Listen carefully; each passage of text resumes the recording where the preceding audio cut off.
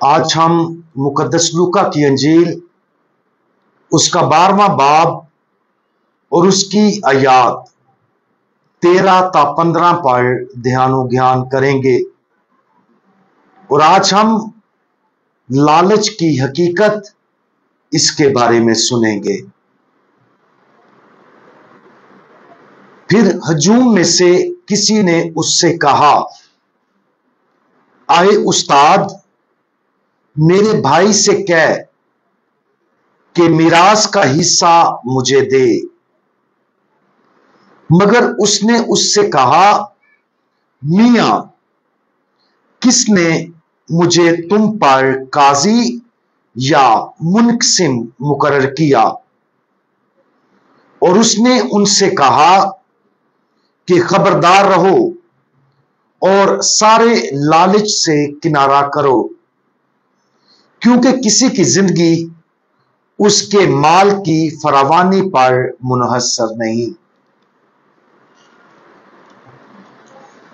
खुदावंद यीशु मसीह के इस बयान में जो चीज दिलचस्प है वो ये है कि जमीन पर बसने वाले लोगों में से कोई भी खुदावंद यीशु मसीह से ज्यादा ना इंसाफी का जज और सालिस बनने के लायक नहीं है। फिर भी खुदावंद यीशु मसीह इस मामले में मुदाखलत करने से इनकारी है। ऐसा क्यों है?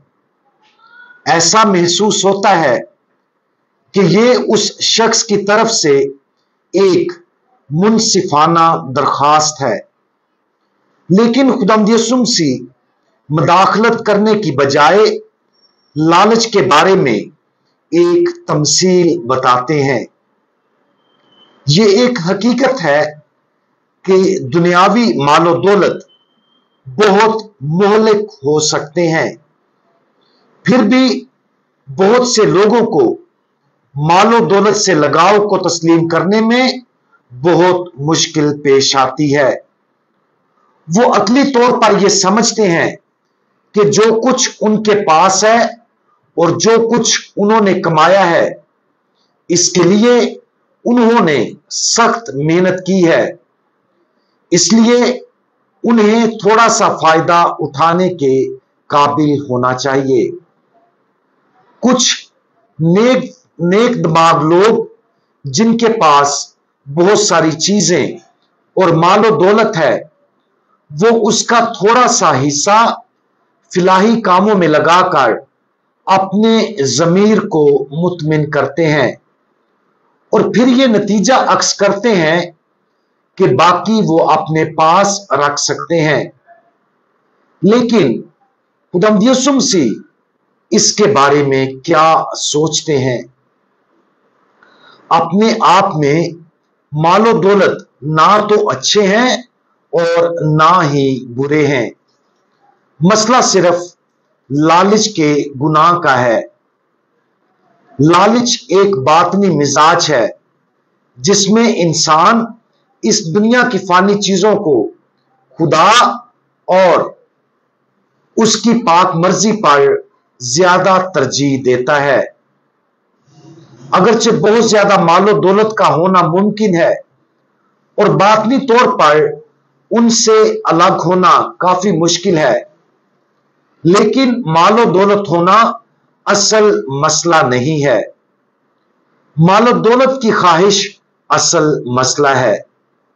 लिहाजा जिनके पास बहुत कम है वो भी इस जाल में फंस सकते हैं, ये सोचते हुए कि जो उनके पास नहीं है उसे हासिल करके उन्हें तस्कीन मिलेगी। खुदावंद यीशु मसीह ने इस मामले में जज और सालिस के तौर पर काम करने से इनकार कर दिया, क्योंकि खुदावंद यीशु मसीह जानते थे कि दरखास्त करने वाला शख्स लालच के साथ जद्दोजहद कर रहा था। खुदावंद यीशु मसीह उस शख्स की विरासत को सही तरीके से बांटने से ज्यादा उसकी अंदरूनी वाबस्तगी के बारे में कहीं ज्यादा फिक्रमंद थे। ابدیت کے نقطہ نظر سے زمینی انصاف کا مطلب بہت کم ہے۔ یہ بہت سے لوگوں کے لیے سمجھنا اور قبول کرنا مشکل ہو سکتا ہے۔ کیا انصاف شفافیت کا تقاضا نہیں کرتا؟ ایسا نہیں ہے کہ منصفانہ سلوک کی خواہش کسی گناہ جیسے لالچ پر مبنی ہو۔ اس صورت میں روح کے لیے وراثت میں سے دھوکہ کھا جانا اس سے کہیں بہتر ہے کہ اس کا جائز حصہ وصول کیا جائے۔ در حقیقت اگر کوئی شخص لالچ کے ساتھ جدوجہد کرتا ہے تو اس کی روح کے لیے بہترین چیزوں میں سے ایک یہ ہو سکتی ہے کہ وہ اپنے مال و دولت سے دھوکہ کھا جائے۔ اس بات کی اسی وقت سمجھ آئے گی جب ہم دنیاوی دولت پر روحانی دولت کو ترجیح دیں گے۔ آج ہم اپنی اندرونی خواہشات پر غور کریں، ان کو ایمانداری سے دیکھیں۔ ہم زندگی میں سب سے زیادہ کیا چاہتے ہیں؟ کیا ہم امیر بننے کا خواب دیکھتے ہیں؟ اگر ایسا ہے تو کیا یہ خواہش ہماری سوچ پر زیادہ تر حاوی رہتی ہے؟ اس منظرنامے پر غور کریں جس میں ہمیں ایک بہت بڑی وراثت ملنی تھی، لیکن اس سے ہمیں دھوکہ ملا۔ ہمارا رد عمل کیسا ہوگا؟ ہمارا صحیح رد عمل اس شخص کی روح کا زیادہ خیال رکھنا ہوگا جس نے ہمیں دھوکہ دیا ہے، اس بات کی پرواہ کیے بغیر کہ جو اصل میں دھوکہ دیا گیا ہے۔ ایک شخص جو دنیاوی مال و دولت سے مکمل طور پر لا تعلق ہے، وہ ایسی وراثت کو کھونے یا حاصل کرنے کی کوئی پرواہ نہیں کرے گا۔ اسے واقعہ ہی کوئی فرق نہیں پڑے گا۔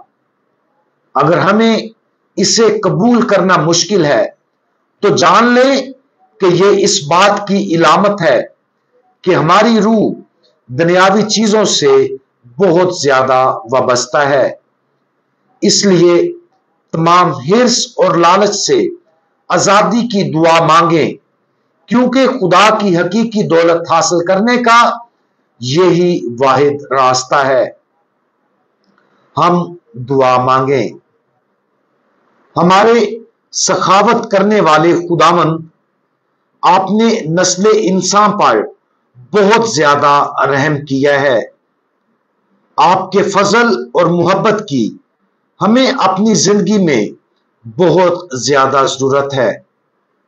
ہمیں فضل عطا کریں کہ ہم آپ کی اطاعت اور رحمت کو حاصل کرنے سے وہ روحانی چیزیں حاصل کر سکیں جن کی ہمیں ضرورت ہے۔ برائے کرم ہمیں دنیاوی لالچ سے آزاد کرے تاکہ ہم اس دنیا کی چیزوں کو اسی طرح دیکھیں جیسے آپ انہیں دیکھتے ہیں۔ خداوند یسوع مسیح، ہمارا بھروسہ آپ پر ہے۔ آمین۔